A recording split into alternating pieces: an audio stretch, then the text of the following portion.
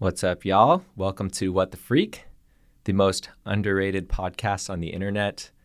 That's just a tagline my friend gave me the other day, and I kind of liked it. So I am super excited for today's guest. It's actually my bro, and when I say my bro, I mean like actually my bro who I grew up in the same house with, Nick Coury. Welcome to the podcast. Yo, bro. What's up, dude?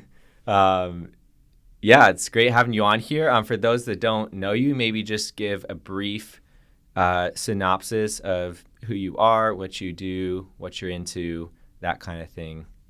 Yeah, who I am. Wow, going straight to the deep stuff. You know me. I'm Nathan's biological brother. Grew up in Arizona and went through life. At some point started running. That's one of the more notable things that happened lately is I've been running for 20 or so years. I've been doing ultra marathons for 16 years. And just a month ago, I broke the American 24-hour record with 173 miles. So I suppose that will now become one of the things I'm known for better, for worse, or whatever. Besides that, I don't know. I try to do all kinds of things. I'm a software developer at Google, so that stretches a lot of the other sides of me. And then, I don't know, I love cooking, I love traveling, I love exploring and adventuring and everything in between. Sweet. Awesome. Yeah, that's wild. So you're an American record holder. Yeah. Like, has that landed for you yet? Or like, what does that mean to you? I keep trying. I'm trying to force it. Like, it doesn't land still. It's like, I've told this to many people, like, I think back to, us running in high school, and it's like we ran at a mediocre high school, in terms of like the cross country team, say, in a mediocre state. And I don't know, like we could make the varsity team with some hard work, but that's not really saying much. And, you get into ultras and the number of people competing gets lower. So you start being able to win some races, especially local ones. I kept trying to get better and better, and I start to place nationally, but you compare me to the best in the world, and it's like not even a contest. And that's one reason I actually like running really big competitive races, is it reminds me like where I actually stand. It's one thing on a day that no one shows up to go and win a race, and then people congratulate you, and it feels good. But, at the same time, take, I don't know, Jim Walmsley at the 50 mile, who's run 4 hours and 50 minutes. And my best is almost an hour slower than that. So you think you're in this race and he's sitting around waiting for an hour, and then I come in, So it's like I'm good in some sense, enough that people could be like, oh, give yourself credit, Nick. But on the flip side, like I'm still not in the ballpark of like the greatest in the world. Which, not that that's what we need to rate ourselves against, nor do I try to do that, but I never really saw myself as someone who could break a record, especially like any kind of overall record. Yeah, because I remember like when we were growing up and really getting into running, we were studying the grades, and, we'd look at different race results and records. And it's like, I remember we'd like look at things like American records or world records and be like, wow, like those are amazing performances. Like, how did they do that? Like, what was their training? What was their mindset? Like, how did they, get to that point? And that's wild that like, that's like the level that you're at now. Like you achieved that. And, I definitely appreciate like the honesty of your process of like your relationship with breaking that record, and kind of seeing both sides of it. I think I did see, so are you now in the top 10 all-time 24-hour like records? So this was a kind of a running joke during the race and after it among the discussions that were happening, because I am the 7th best all-time 24-hour runner. But I am not anywhere near the top 10 performances, because you look at like the top 20 list, and it's like 18 of them or 17 of them are Giannis Kouros. Yeah, who by the way, stayed at our house for a week back in, God, what year was that? 2005 to 2006. Jeez. Wow. That's Yeah. wow. And that was like when we were just running this race called Across the Years, which then Aravaipa, not too long after that, ended up taking over that race. And now it's like, the premier 6-day race in the world, kind of, right? Like it's like one of the only ongoing 6-day / do you do the 10-day regularly too? It's now regular. Like, it was only added a couple years ago, but it's now one of the only 10-day races that occurs in the world. And Wow. yeah, it's fun. I've told this story a couple times now recently because people ask how I got into ultras, and it's just so fun to tell because you were there. And, back in 2005, it's like you and I were both in high school. And Jamil had, gone on to ASU, Arizona State, and none of us were good enough for a college, like D1 college team. And so he just got into the local road racing scene, built up, did a marathon, got to know some people, got hooked into like the little tiny, like couple dozen underground trail ultra runners in Phoenix at the time. Wednesday morning running club. Yeah, Wednesday morning running club. In contrast to now where there's so many, there were just not many, and the internet didn't really have much information. I don't think you could find it. So it was like hard to use. It's like word of mouth. And so he got plugged in and somehow like saw on a race calendar this 12-hour free night run and was like, hey, you guys want to do it? And I just remember is like, I don't know, it's like a sleepover and you get to run, which we're runners. So like that sounds fun, kind of like an all night party. And then you invited your Matt and John, your two friends that were also on the cross country team. And like we went out there and like sprinted for an hour and then got tired. So we jogged for an hour and then we sprinted again. And then we sat around and ate pretzels and drank Gatorade because that was what was at the table. And then there was the guy, Mark Henderson, who was a NASA engineer from Texas, who was leading the race, running in nothing but Napoleon Dynamite boxers. And then there was someone else, like, some old runner who kept telling us the same story every hour over and over again because he forgot that he told us the same story. And it was just like totally bizarre and totally like, I don't know, somehow it connected with us. Mm-hmm. And we're like, this is super weird, but I love this. And I can't, like, we need to do more of this. And then, yeah, we did 50-ish miles in 12 hours, and then found out you get you got a buckle for 100 miles in 24 hours. So 4 months later, we do Across the Years 24 hours, and think, oh, we could totally do that again. And I know I made the biggest improvement over my 12-hour distance, and I did 20 extra miles with the additional 12 hours. And both of you did even less additional miles. So totally had no idea. But yeah, that was when you heard from Arizona Road Racers that Yanis Kouros, or this guy, this international runner, needed somewhere to stay, and you asked if we could do it. And then we learned who this guy was. He's like the greatest ultra runner that's ever lived and held every world record from 12 hours to 1,000 miles. And yeah, that was a pretty fast introduction to the sport for us.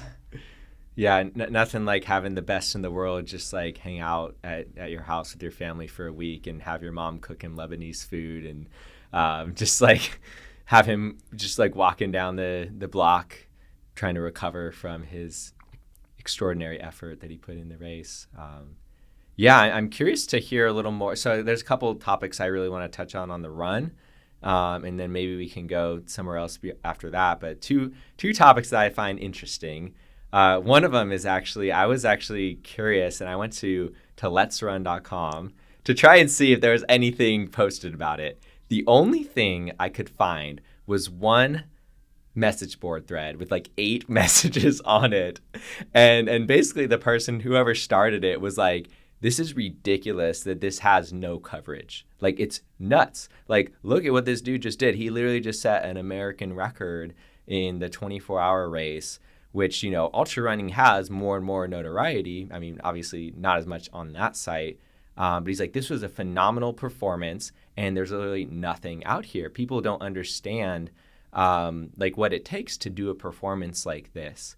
And I thought that was just so funny that like literally there's just one 8-message thread on this big running website that covers the most stupid things a lot of times that like gets so much attention, and yet a legitimate athletic performance like this got hardly nothing on there. I mean, I know that in a lot of other ways that like, you've been on some other podcasts and I'm sure in other ultra running publications, but I think it's so funny how like in more of the mainstream running world, ultra running, especially like, the 24-hour and beyond, it's kind of a whole different sport than even like 50 milers and like 100 milers, I would say, where there's like this another leap of understanding of what that even is. The guy even specifically pointed out and had had it listed out how crazy consistent you were. I think it was something like, I don't know, all but like a handful or two of laps were within this like very small time period of like 10 seconds or something. It's like almost all of your laps, like 98% or 99% were between like 2 minutes and 2:10 or something like that. And it was just crazy. And he was just blown away, and he couldn't understand why nobody appreciated a performance like this, just specifically on that side. But I just thought that was interesting, like the whole notoriety factor and how like ultra running kind of just doesn't get acknowledged in certain ways, especially as you go up further in distance. I think people just don't understand what that means and like what that is. So I don't know if you have anything to say about that, but I just thought that was super interesting. Oh, I do, because first of all, like I found that thread like within the day of the race finished, because I, like all runners, keep our self-worth based on Let's Run threads about them. And I judge my abilities by how many trolls there are. And so I must not have done very well because I didn't attract very many of them.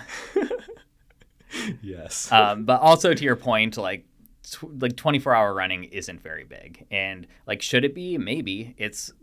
I don't know. It's interesting to a few of us, but maybe not the masses. I don't know.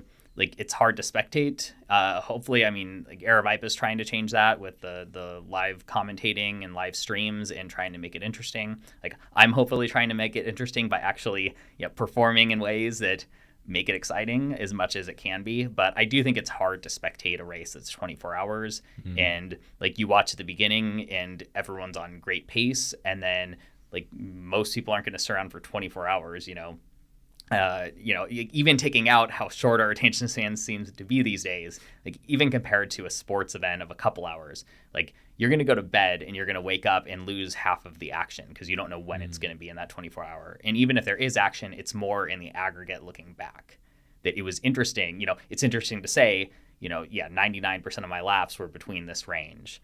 But you can't see that in real time. And so it's like, well, it's almost not worth watching you can't see that while you're watching in real time. And so like, it's hard to figure out how to make it interesting enough for the normal person. And maybe it just isn't that interesting.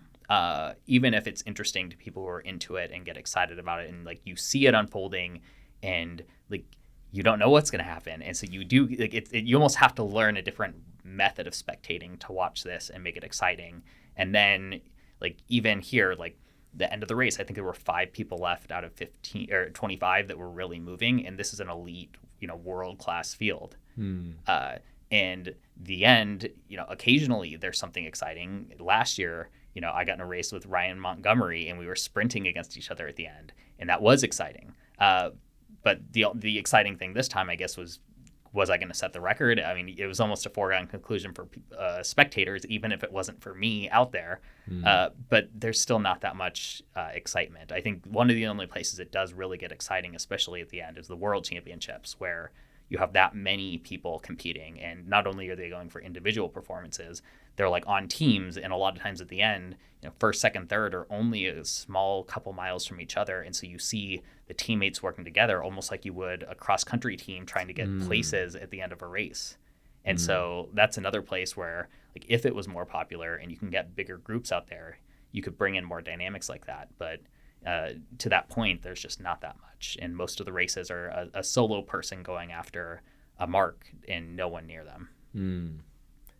Yeah, that's really interesting. And I definitely see both sides of it, how, like, it isn't as conducive as other sports to be like spectator friendly. And it's you have to really, I think, put in some creativity to figure out how do you make it more engaging for people. Because no one's going to sit down and be like, all right, let me get my popcorn. Let me watch this guy run, 99% of his laps between 2 minutes and 2:10 for 24 hours straight. It's like, it's not that kind of sport. And for me, I still find it fascinating. And there's a part of me that's like, man, like this feels underappreciated. Like there's something to appreciate about this, I think, because at least for me, so the reason I really was drawn to ultra running was I saw it as a opportunity for me to test myself and push my limits and see what I'm made of, physically, mentally, spiritually even.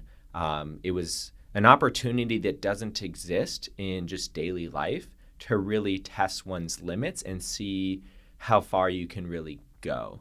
So I think it's, I understand what it's, at least a good amount of what it's taken you to get to the point to even be capable of setting a record like that. And the many, many years of consistency in your training and all of the experiments you've done and refinement of your training, of your diet, of your sleep, of just really every aspect of your mental game. And that's probably the piece I'm most curious to hear about more as well is what is it like mentally? I mean, first and foremost, just to run an ultra, and then how does that shift, or how is that maybe different or taken to another level when you're running a 24-hour race, and then even specifically running a 24-hour race for the best performance possible? Yeah. So like what's going on inside of you? I want to connect the last thing we were talking about to this because I think it's going to relate, which is when we're talking about like watching the end of one of these, I actually think one of the things that can make it really exciting is that it can actually be relatable for a normal person when watching a world-class ultra runner, unlike most other sports, in the sense that like my record was an average of 8:19 per mile. And most runners of most abilities could run an 8:19 mile. So like what I'm actually doing when you look at it isn't world class. It's not unrealistic. It's something that almost anyone could think like, I understand how to run an 8:19 mile. It's not crazy. It's not superhuman.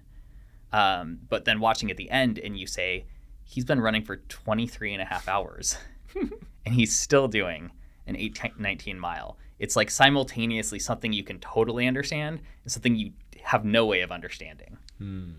And like the segue is that I think that's actually a lot of how I've grown through the sport is you can wrap your head around these pieces of these things without wrapping your head around the whole thing.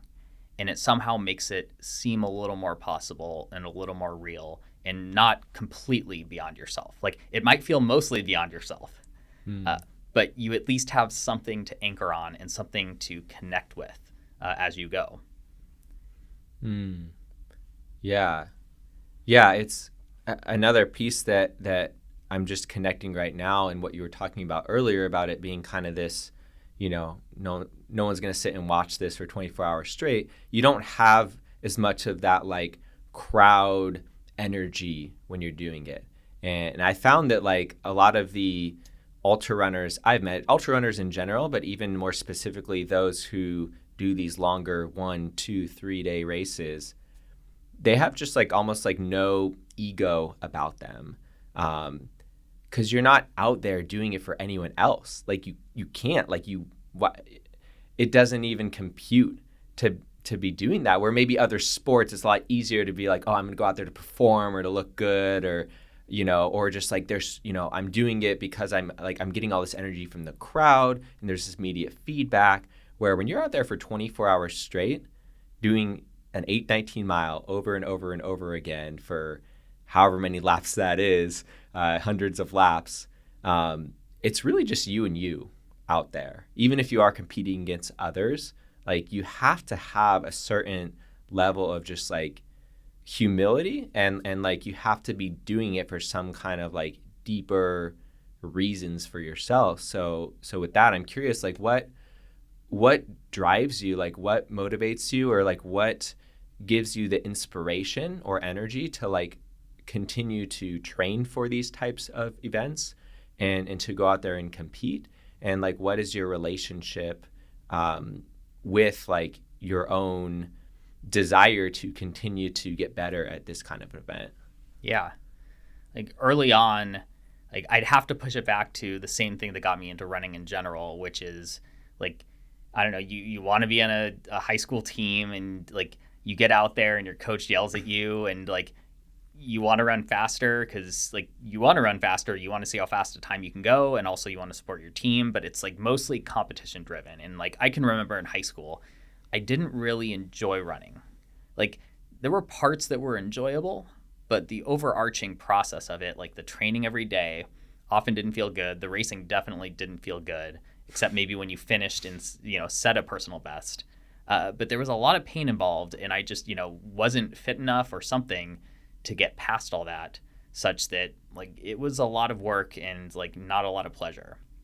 And clearly in me saying that, like that was enough to satisfy me to keep doing it for 4 years. And like it wasn't that sustaining because like my freshman year of college, like my mileage dropped to almost nothing. Like I still considered myself a runner in my head, but I think I was probably doing 5 to 10 miles a week, which was not much.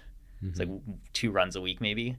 And it wasn't until the year after that that I kind of started to find my own reasons to run again, like not for a team, not for, you know, I wouldn't say for a time, because I, at that point, part of the reason was still I was competitive driven, wanted to see what I could do, what I could accomplish. But more so, I started finding things that I enjoyed about running, meaning I started doing more trail running, mountain running. I started getting more into these ultras that, you know, the way I describe it is it's a trail and a course that could take a week-long backpack to see under normal circumstances. And you can see it in half a day. And like that's always something that's connected with me. You know, we did Boy Scouts and would go backpacking, and I've always loved the outdoors and nature, and you know, connecting with that, disconnecting from our busy lives, all of that.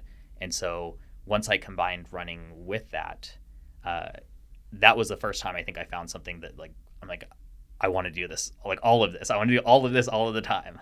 Yeah. And that helped me a lot. And the other interesting thing is it started to help support the part of me that wanted to be competitive. And so I finally got over this fitness hump where I often tell people this, like when you start getting into running, there is a lot of enjoyment there. You just can't feel it among like the noise of all the pain in the process.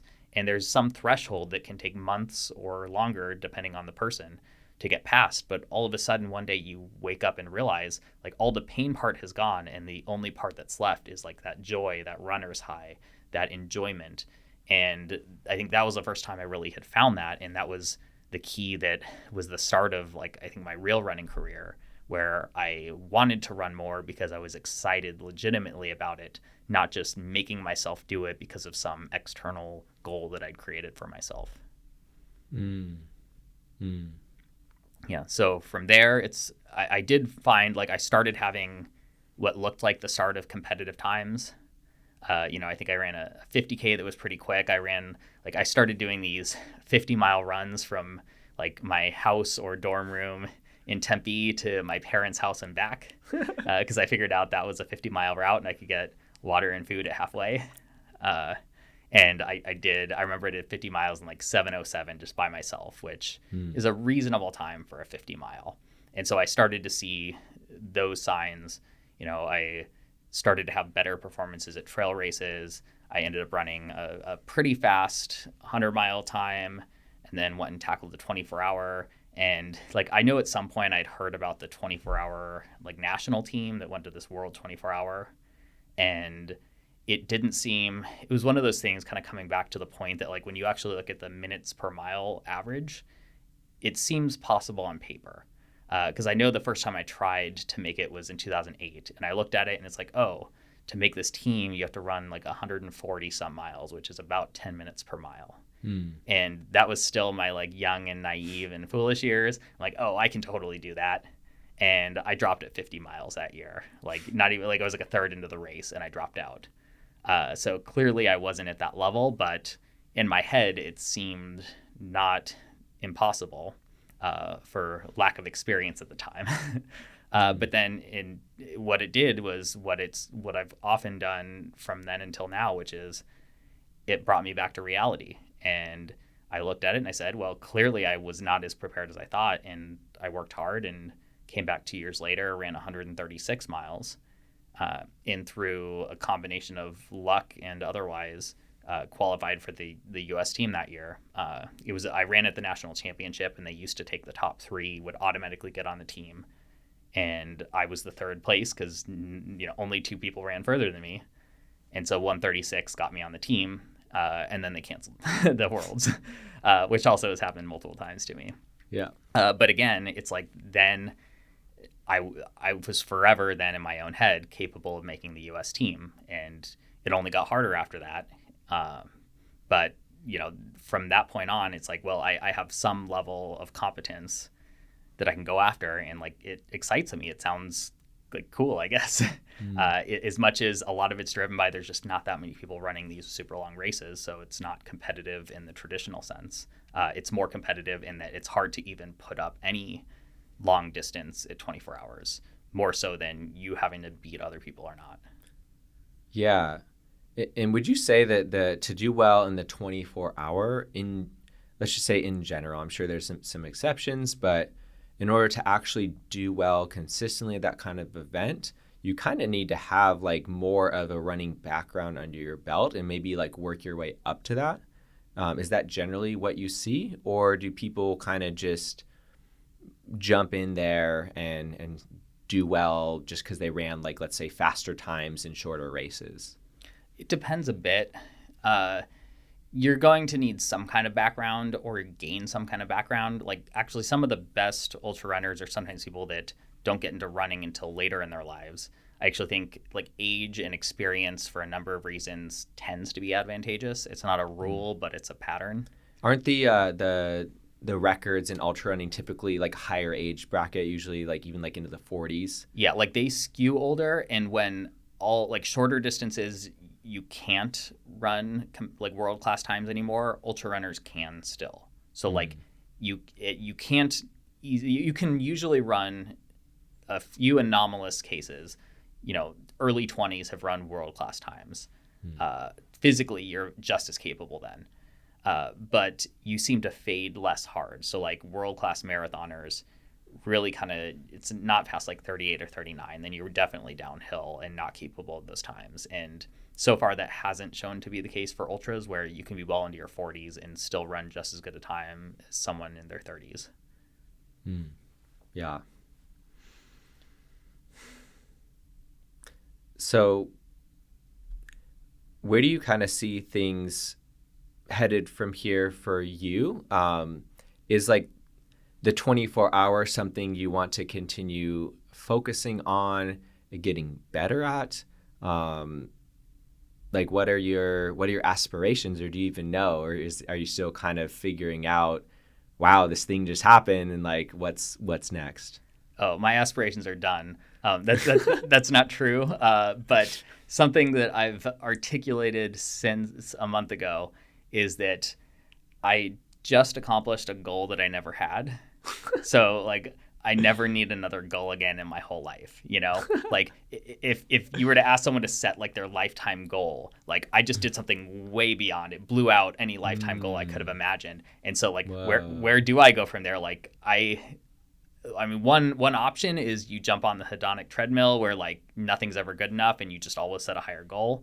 But I've really been deliberate in doing the opposite, which is like appreciate what I have done and understand and like be very satisfied with it, and very grateful that I was even able to accomplish what I did, and not worry about what's next for a while. And so like I'm really just sitting in that space right now where like I know there will be other things that will come up. I'm in the Hard Rock 100 in July, and I will want to do well there. But for a bit, I don't worry about any of that. And like I don't know if I need any more lifetime goals, because I tend to accomplish things that I hadn't yet realized were goals because I'm not too worried about it. Most of my big accomplishments weren't big things that I was trying to do for years and years. Other than like there is an underlying, I want to always be improving. I always want to do better. I want to push myself as far as I can go, because it's something I enjoy.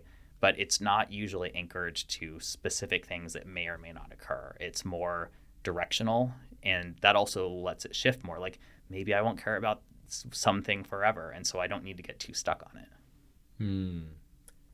Yo, that's big. I just want to like pause for a moment and say what you just described is huge in my book, in my eyes, in my experience. And actually was just a guest on a friend's podcast this morning. I think it was in that conversation, or maybe it was a conversation I had yesterday. I was talking to a friend and I was like, I've actually like if I were to die today, like I'd be good. Like I'm happy and satisfied and have accomplished more than I thought I could in this life.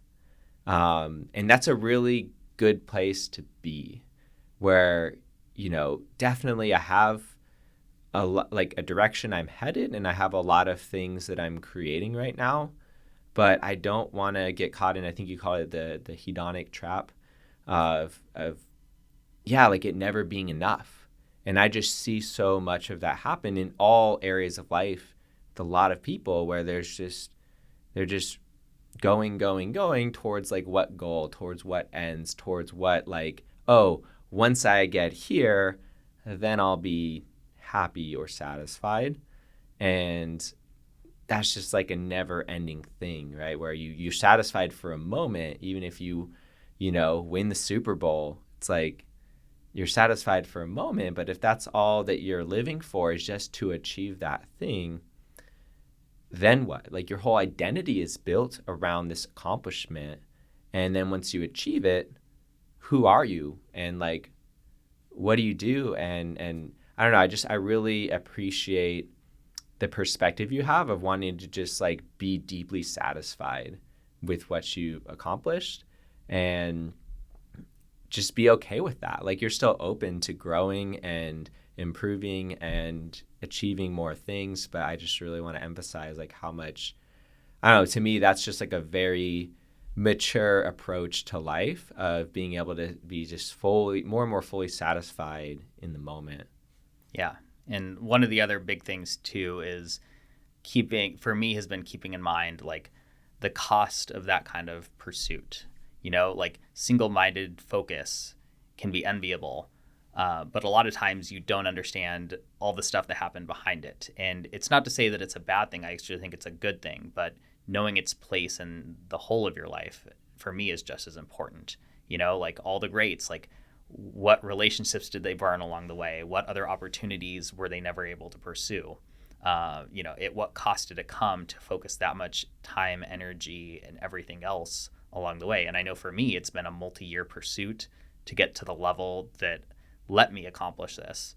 And I know the things that it costs too, starting at, Lauren, my wife, and, her support, and even just, we can't have a nice night because I need to go to bed early and, wake up to do 6 hours of running on the weekend when we, would love to go spend time together and chill. To my friends who, like, I haven't seen very many of them in very long because I've been so focused again. So it's like I don't have energy on the weekends. And even if I muster it, like I'm kind of half there half the time because I'm tired from something, or my mind is thinking about the next run. All these other little things. Like it definitely comes at some cost, and it was worth it for me, but it's not worth it to do that all the time forever, or else I only become a part of a person that just runs these races and just tries to accomplish running accomplishments. Yeah, I love that. I love this conversation, and this is the kind of thing that I think about a lot as well, because I know that I've, for example, in growing this restaurant business, really sacrificed a lot along the way. And over the last few years, I've realized like, oh, it's actually like not worth it to, I think there's to a degree of value in really dedicating yourself to something. And I think that my dedication to that business, really getting it off the ground, there was many times where I thought, oh, this is it. Like the business is going to fail. It's going to die. Like I can't do this anymore. And it really did need me to dedicate myself in a deep way and sacrifice in a lot of ways in order to get it to a point of like where it's coming recently. But I at some point I decided I'm not willing to sacrifice this much for much longer. And there's other aspects of myself and my life that are really taking a big hit in order for me to pursue this goal, being so hyper focused on it. And that's why over the last few years, I've been really kind of working myself out of the hole that I feel like I put myself in, because I just realized I think there's my actual biggest goals in life actually relate more to how do I create like holistic fulfillment for myself, and how do I actually create a life that I truly enjoy living, rather than I felt like I was living from a lot of voices of other people who are like, oh, like this is what success is, like this is, what is a worthwhile, meaningful endeavor for you to like put yourself into, and this is the way that you should do it. And I really had to take some big steps back and evaluate, like, is this actually fulfilling me? Is this actually getting me to a place where I want to go? How much longer am I willing to make certain sacrifices? And how is that affecting, like other relationships I have, other interests I have, other desires that I have? Because there's only a limited time each day to do things. We only the great equalizer, we all have 24 hours in a day, which is, also another fascinating part of the 24-hour run.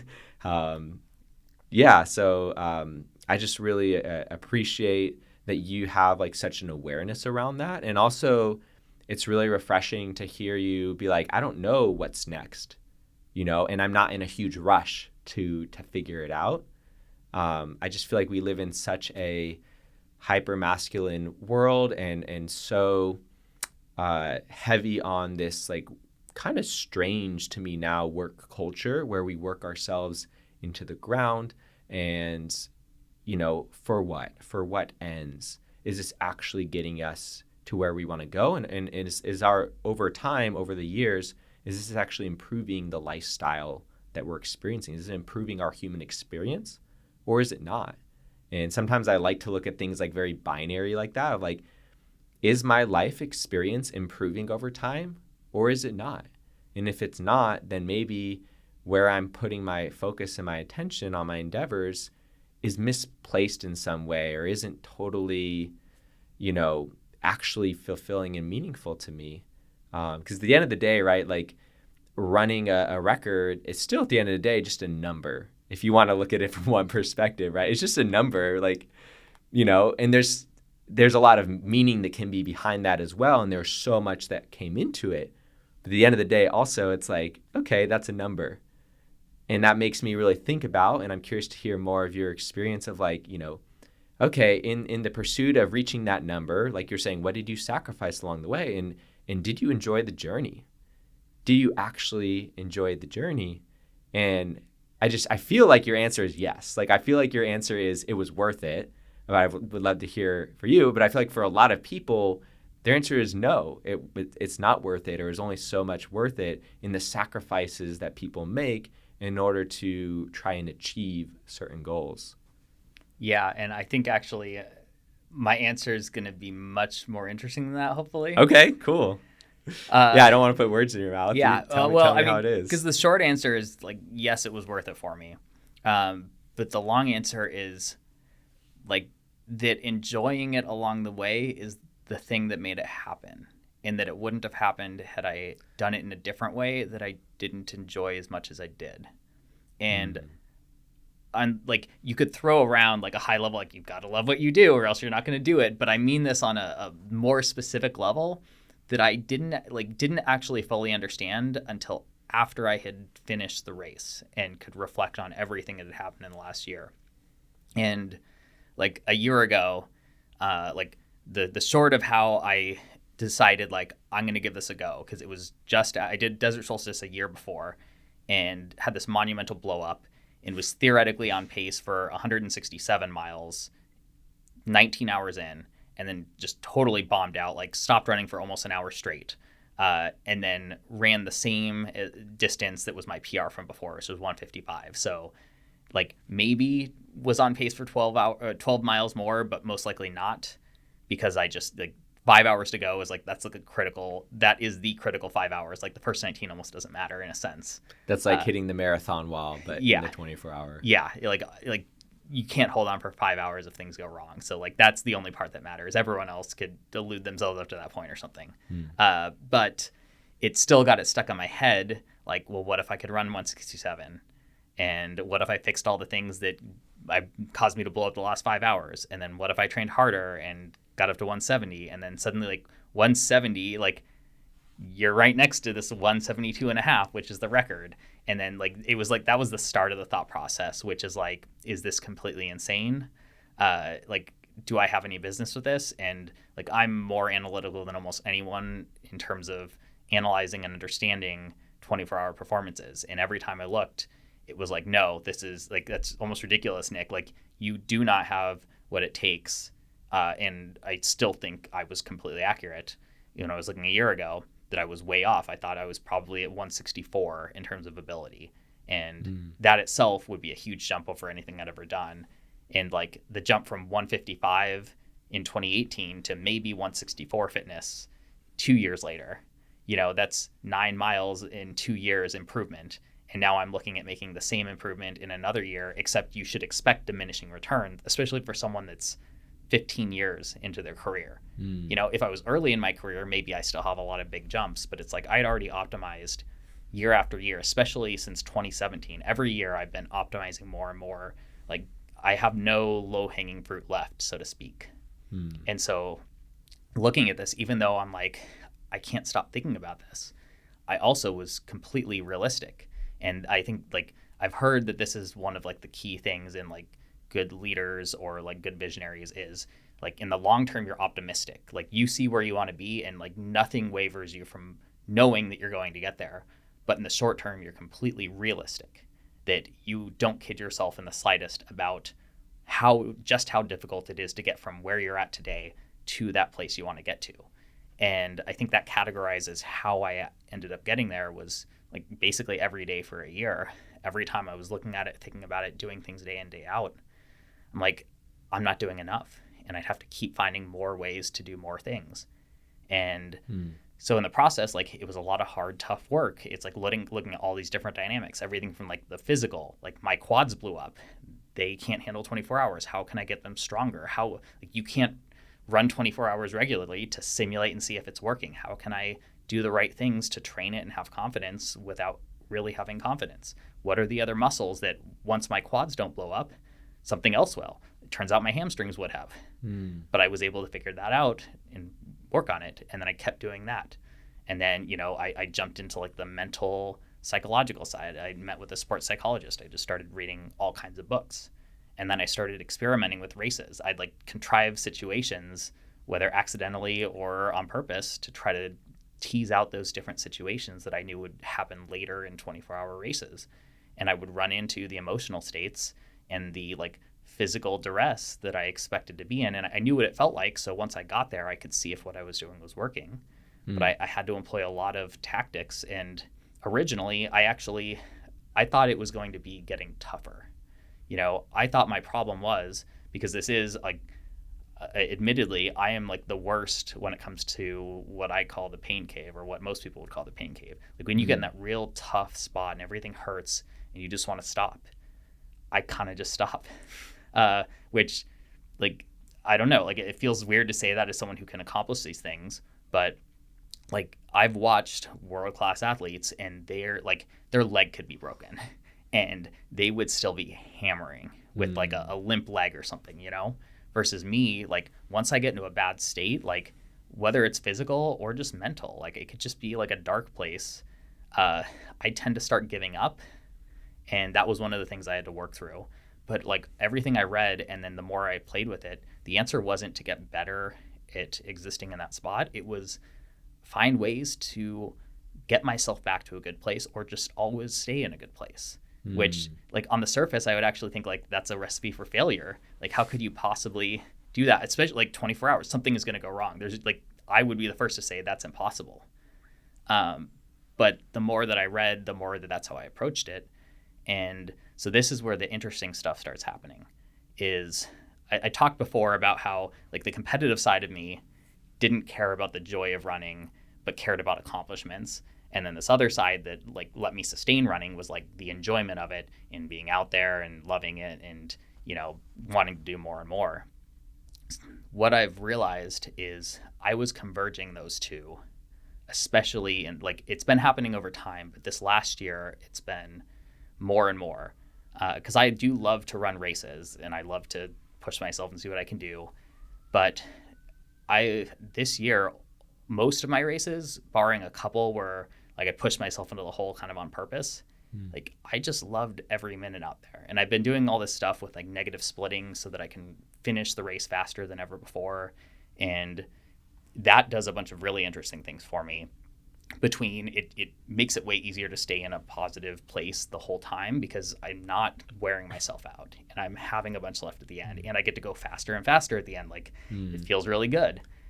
Just for those who don't know, negative splitting is running the second half of the race like faster than the first half of the race, or like very evenly split, I think is generally what you shoot for. Yeah, which basically no one does at these longer ultra running races. Like everyone assumes you're going to get tired, you're going to slow down, which is a reasonable assumption. But I've been essentially trying to show that that's not true, that you can start just a little bit slower than you would and then get faster and faster the second half until the finish and just be flying at the finish. And yeah, you get all this like rush of like adrenaline and satisfaction and just like joy. Again, it goes back to like this runner's high, but it's in this weird way where it's almost the comment I made about 23 and a half hours in and your mind is blown when you think about it, except it's you doing it. Like, how can I be running faster than ever before? And like, I mean, I feel like I still feel like I've run however far the distance is, but actually less than you'd expect. And you feel the flip side, which is you just feel like powerful in like the sense of like the human being and what a human being can accomplish, except you're that human being. And so like race after race this year, I just kept running these races where I felt awesome at the end.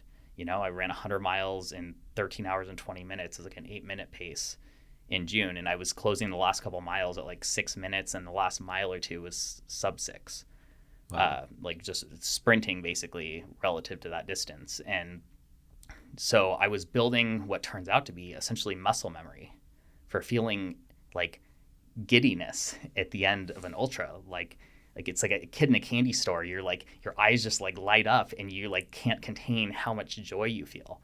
And so like I was doing that to try to like do better at negative splitting and preserve myself through training so I could, you know, not have to taper and recover, but I could roll through it. Like the goals that caused me to take that approach were not related to this, but it turns out I was just doing repetitions like anything over and over again of getting excited late in a race when I was supposed to be tired.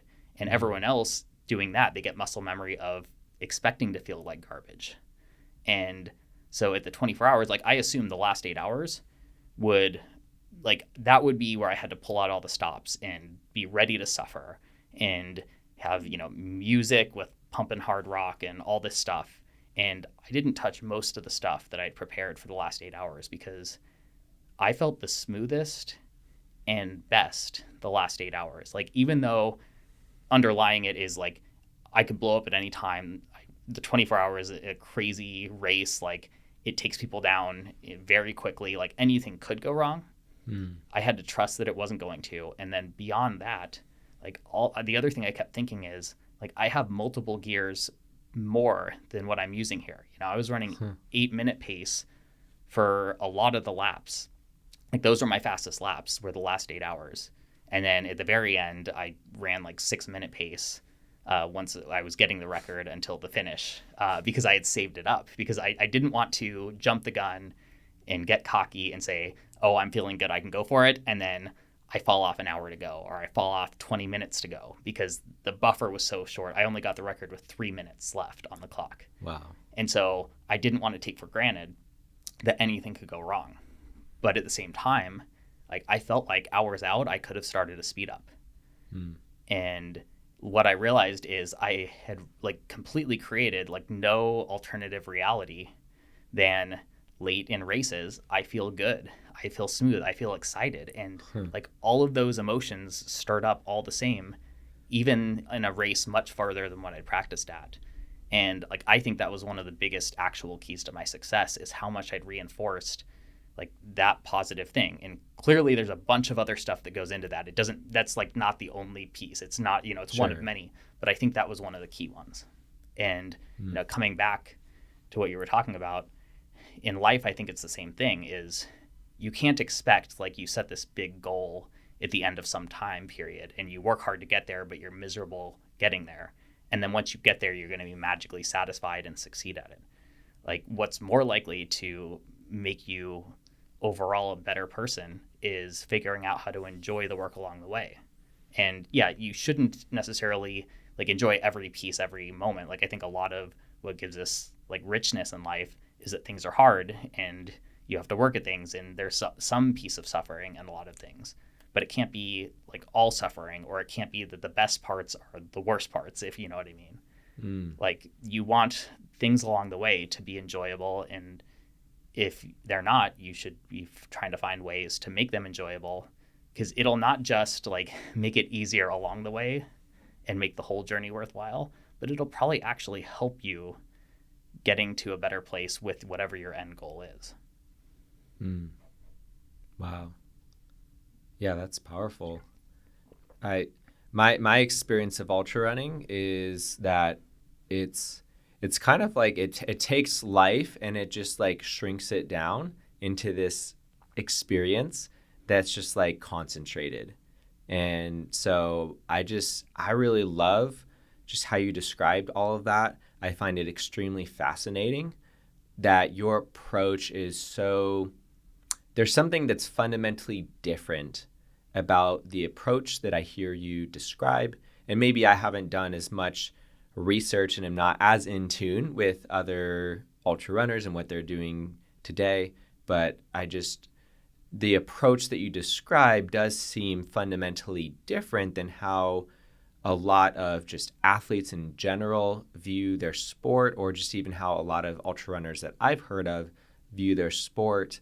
And I think there's something really interesting about the whole piece around you feeling good, like almost feeling your best at the end of the race. Maybe physically, right, you're tired, but like you feel perhaps almost better at the end of the race than when you started, which is really opposite, I think, of how most people experience a race and go at a race.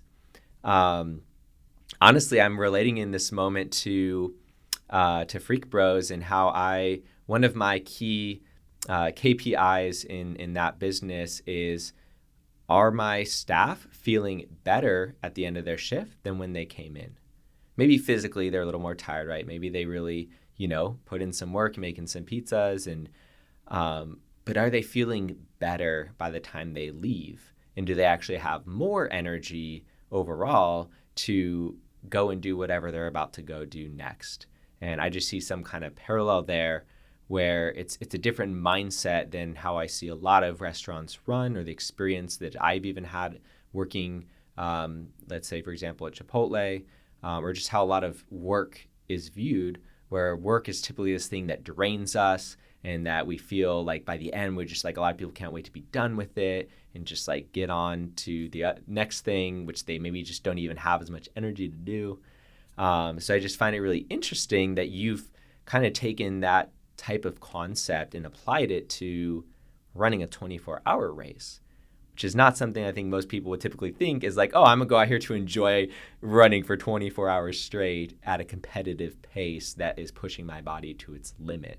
I think there's a really interesting sweet spot that you found that is just even just like philosophically fascinating for a number of reasons. Yeah. And it also like makes me curious, like what else is possible? Like what other approaches are people just not even considering? In this case, it's about running. And it's interesting that your approach is very deeply rooted in your own pleasure and enjoyment of your sport. And not to say that you probably aren't pushing yourself most days to a certain degree of limit, and there isn't some type of challenge or effort being put forth, because I'm sure there's a lot of that. I don't know, do you experience a lot of pain in your daily running, or like what is your daily experience of your training process? Is it similar to what you kind of just described about your race, where are you kind of just in that flow state during a lot of your training runs, or like what is that piece of your experience like? Yeah, the daily, it's kind of all over the place, but I try to figure out which places matter in terms of being in what kind of states. So I try to make most of my running quite enjoyable, not particularly painful. There are exceptions, meaning like a speed work day where I'm sprinting certain paces. Like that goes back to like there is some high that comes from running really fast, but there's also like I can barely breathe and my muscles are screaming at me because I'm trying to push, so my body responds and gets stronger, the edge of what I'm capable of. So there's days like that, or really long days. They can get long in training. And then some days that I'm just bored, spending a lot of time out there running 100 to 150 miles a week. There are days that I'm just not that into it. But I want, on average, 70 or 80% of my miles to really be enjoyable and be having a good time out there and be doing things I like. But then there's also components outside that where I think I'd more describe like the difficulty being, which is the boring stuff. Like, oh, I have to wake up every morning and scrape because, I know my calf gets tight and that will cause an injury. And so I just have to dig into it with these metal tools. And like, I don't want to do this. Like, it's no direct benefit to me other than the outcome of I don't get hurt, but I need to do that. And then my coach, needs me to bike, and, I jump on a spin bike because I don't bike enough to know how to safely be out on the roads with traffic and I get hit by a car. And so I bought a spin bike, and the spin bike's miserable for me. Like, I'm not into cycling to begin with. And then a spin bike is just sitting in a room that gets stuffy, and I just have a little fan blowing on me. But again, that's like the work that I need to go do to get where I want to be. So, but I also think that helps, even like Lauren and I joke about her training that, like her best training cycle sometimes like pretty reliably have one run where she ends up crying on a rock in the middle of it. And by the time she gets to the race, all she can think late in the race is, well, it's not as bad as that training run. Like some of this stuff, it's like a combination of like discipline and perspective. Like it's not, like I don't expect everything to be enjoyable. And so some of that is probably healthy and acceptable. It's just, I do think it matters which pieces they are, and I do my best to figure out which ones should be harder and which ones should be enjoyable. And like I said, the running itself, like I do love running. I don't want running to be something that becomes what I hate because it's miserable too often.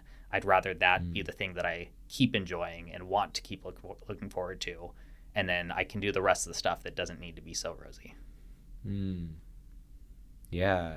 What I hear in that is, what you love most, and what's going to support you to be able to sustain doing the thing that you most love. So you're willing to endure certain other things that maybe you don't enjoy as much because it's like serving this bigger purpose of allowing you to enjoy what you most love more and more consistently and for the long run.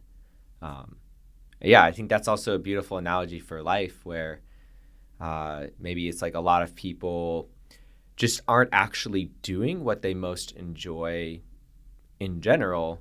So that makes everything feel less worthwhile and harder to do. But if at least the core of what you're doing you enjoy, and the core of what you're doing is something you love and want to continue improving and getting better at, and I really resonate with what you were talking about of just like wanting to improve and almost like the joy of just getting a little bit better over time, and you kind of add that up over years and you can actually get really good at something. But just enjoying that process, if the core of it is in alignment, let's call it, with what your soul desires, with what your body resonates with what you actually want to be doing, I think it makes it a little easier to do those other things that maybe you don't enjoy as much. That's really cool. Sweet. Well, man, I love diving into this. I love that we can talk about something like running, but also just like get deeper into, what's really underneath that and what's behind that. That's like one of my biggest joys is really, and one of the things that has most drawn me to running, which I'm finally back into regularly now. I've been doing that daily for, like almost 2 months now, which is That's awesome. great. Thanks for the running shoes. But yeah, it's like and what originally drew me into ultra running, as we were talking about earlier, of, there's this opportunity to learn more about yourself. It's like kind of like an analogy to the bigger life and everything that goes into training and like being in a race. It's just a huge reflection on just a lot of other experiences that we get to have in life. And I just really admire and respect and appreciate your approach to all of it. I think you're, may I say, like bold to be so adamant that you knew that there was something there for you in your approach, even though you didn't really have that validation from a lot of other people. You decided to try something different because that's what felt right for you. And I just have so much respect for your ability to listen to yourself and your own truth and to really just continue leaning deeper into your experience. And it's cool to see that it's kind of like come full circle out the other side of truly empowering you and enabling you to have an incredible performance that is respectable by any standard. And you did it through, in my eyes, a completely different way than I see most people approach something like that. So I'm really inspired and excited to see, wherever you go from here and however many more times you get to surprise yourself with what you accomplish, and just, excited for wherever you choose to go next with this. And thanks so much for just sharing your experience and your wisdom, and for just like bringing a really positive, inspiring perspective to things. I just really, really value that a lot. Yeah, glad to come on here and talk about it. It's always great with you. Heck yeah. Cool. Well, if you guys want to follow Nick, where's the best way to find you? Do you post on social medias? Only as much as I have to. I mostly try to stay off it, but I do try to share enough because I know people like to follow what I'm doing. So Nick Coury runs on Instagram, Facebook, I guess. NickCouryRuns.com if you're into ultra running itself. I've started posting some of the more like technical like philosophies I'm trying to develop on this negative splitting and other things hopefully in the future. Cool. Well, excited to watch that whole negative splitting project progress and see more people jump on board and experiment and try things out. And thanks again for coming on. It was fun. Yeah.